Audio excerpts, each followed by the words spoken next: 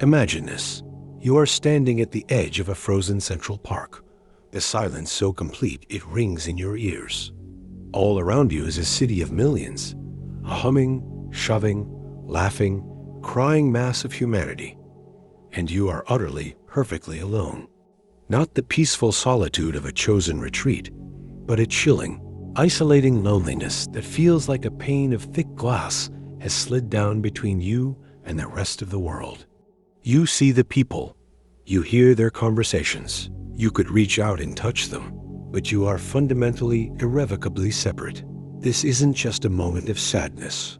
This is the permanent state of your reality. This is the world through the eyes of Holden Caulfield. This is the landscape of the catcher in the rye. But here is the central, gut-wrenching paradox the book forces into the light. What if this crushing alienation isn't a failure to connect with the world, but the only honest response to it? What if the pain of being an outsider is not a symptom of being broken, but a terrifying sign that you are still awake, still feeling, in a world demanding you play dead? Holden isn't just a disaffected teenager. He is a raw nerve exposed to a universe of phoniness. His alienation is his immune system. His disgust is his moral compass. The very mechanism that is supposed to protect his soul. His retreat from a corrupt and hypocritical reality is the same force that ensures his profound suffering. He is damned if he engages, and damned if he withdraws. This is the haunting tension J.D. Salinger masterfully crafts. We, as readers, instinctively recognize the world Holden describes. The performative rituals of adulthood, the hollow scripts of social interaction, the betrayal of our own ideals for a quiet life. We've all felt that flinch of recognition. So we are left with the book's screaming, silent question. Is Holden Caulfield mentally ill, or is he the only sane person in an insane asylum? Is his breakdown a personal pathology, or a prophetic diagnosis of a society that has lost its soul? The book offers no easy comfort. It suggests that the price of pure, unfiltered perception might just be a kind of spiritual exile. Why does this decades-old story of a prep school dropout continue to haunt generations? Because it holds up a mirror to a contradiction we all feel, but dare not name. We are taught to chase connection, success, belonging. Yet the path to achieving those very things often requires us to silence the most authentic parts of ourselves, to become, in Holden's immortal term, phony. So the paradox deepens. To be well-adjusted is to betray yourself. To be authentic is to be alienated. Where do you live? In the comfortable lie of the crowd, or in the agonizing truth of your own solitude? The Catcher in the Rye is not merely a novel. It is a key to a locked door in your own mind, the door behind which you keep your own private catalog of phoniness, your own silent rebellions, your own unspoken grief for a world that feels perpetually out of reach.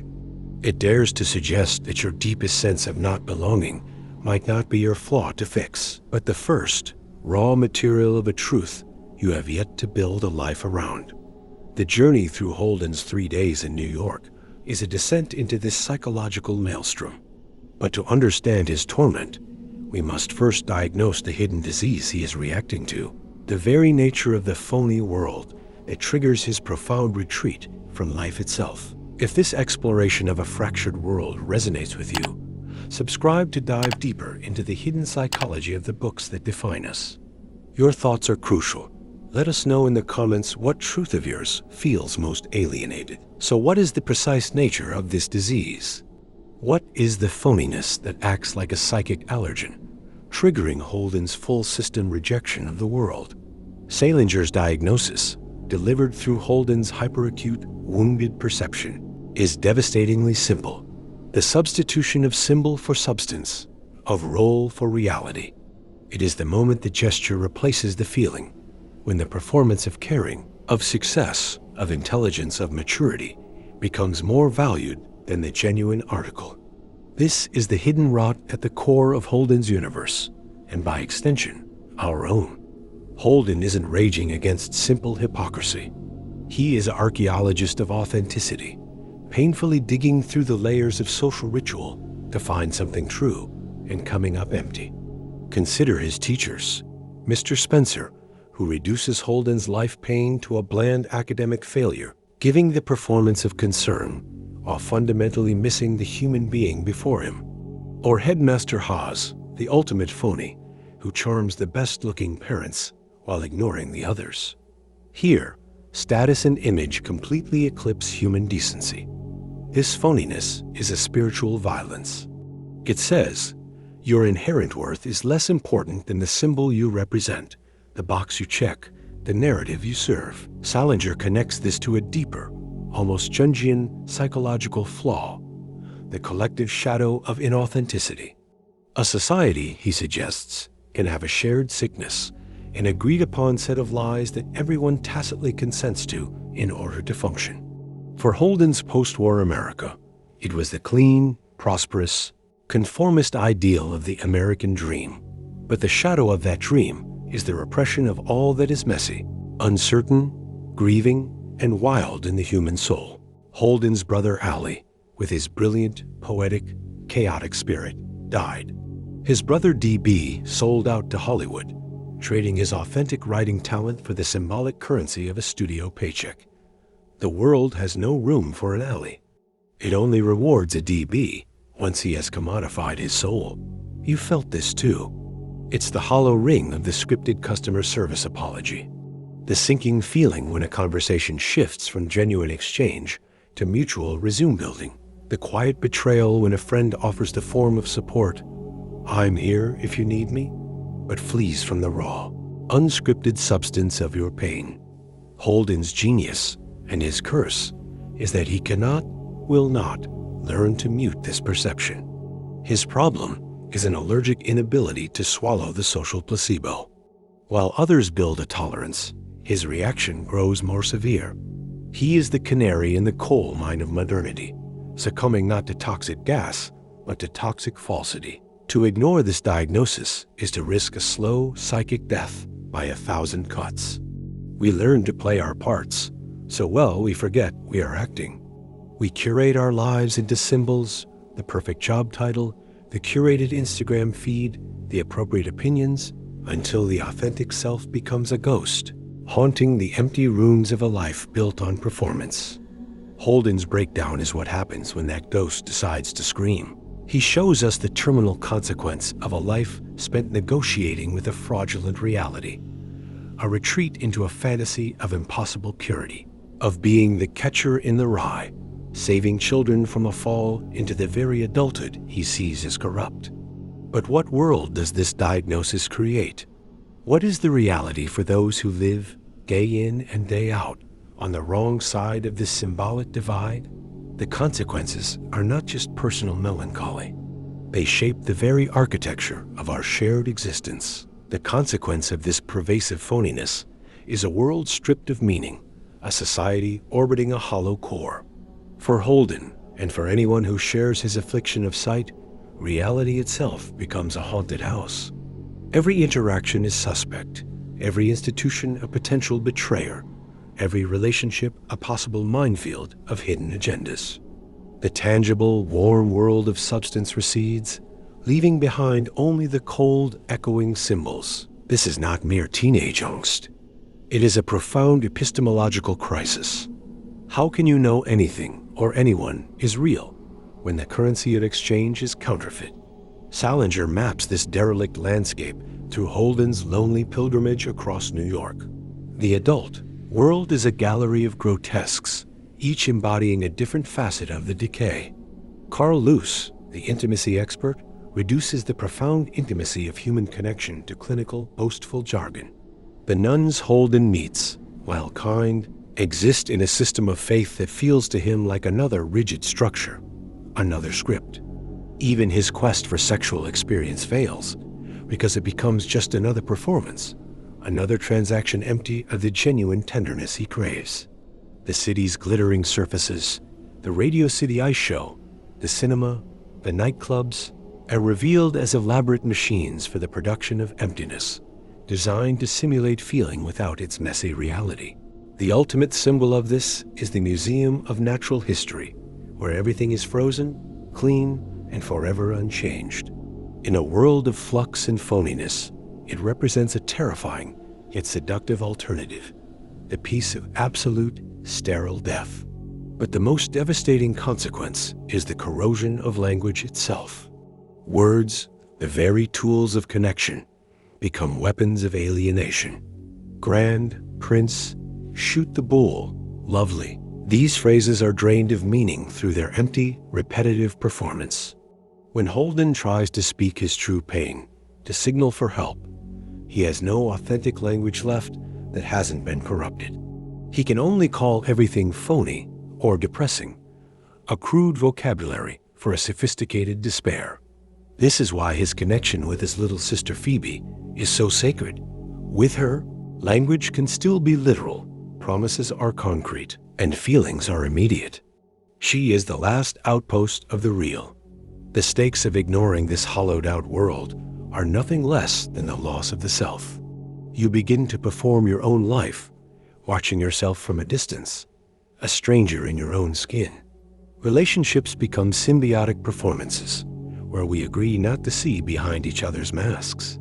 The societal cost is a culture of profound loneliness amidst constant connectivity, of anxiety fueled by the gap between our curated symbols and our chaotic inner lives.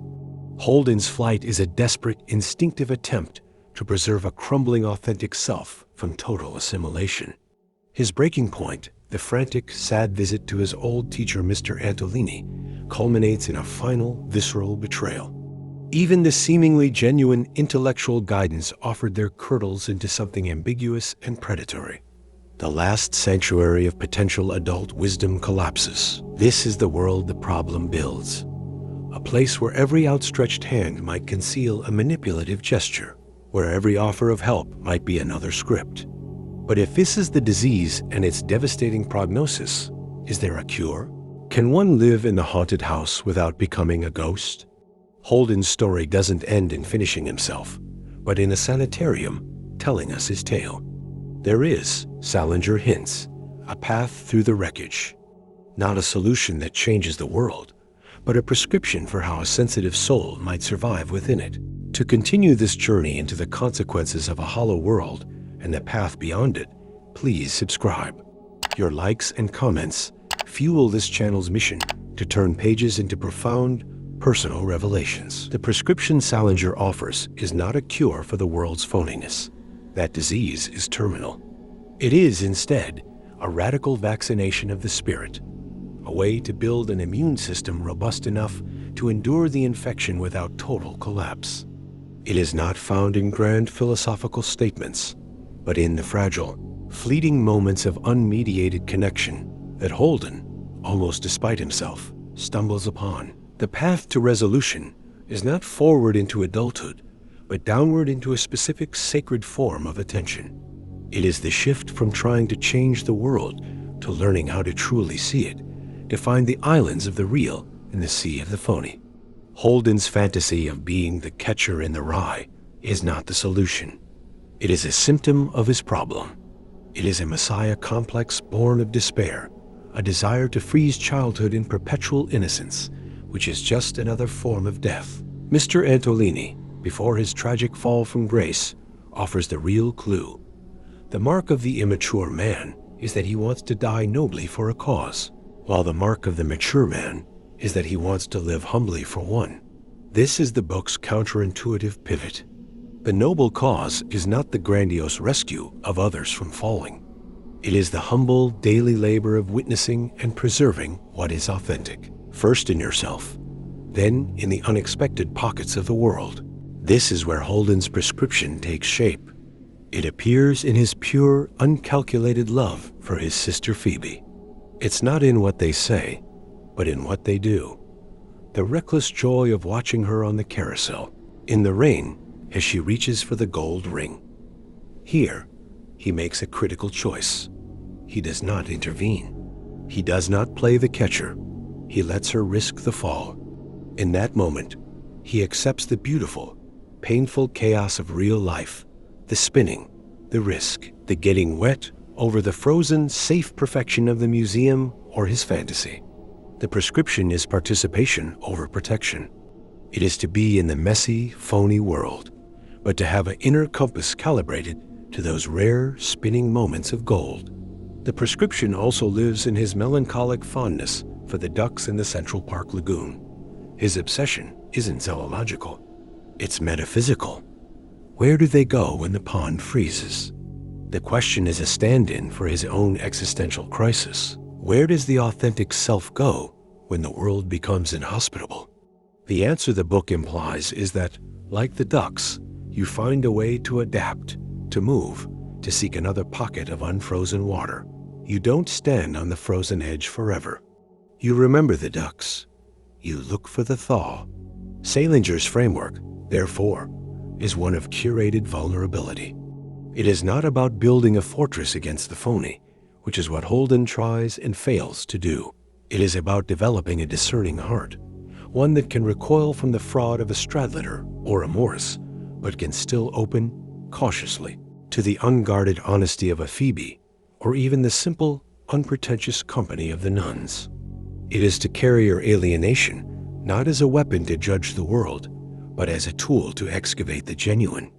This is the secret the book guards. Your pain of perception is not a curse to be numbed. It is the very instrument you must use to find your people, your art, your tiny, unfrozen ponds.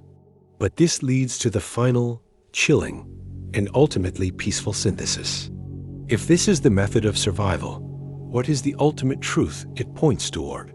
What is the state of mind waiting for you on the far side of this honest engagement with a broken world? The ultimate truth of the catcher in the rye is not an answer, but a sacred, sorrowful, and strangely peaceful acceptance of the fracture. It is the realization that the pane of glass between you and the world cannot be shattered, but it can be made transparent. You can learn to see through it, to appreciate the beauty and the pain on the other side, without demanding that the glass vanish or foolishly pretending it isn't there. Holden's entire journey, from the explosive disgust of his expulsion to the quiet telling of his story from the sanitarium, traces this arc.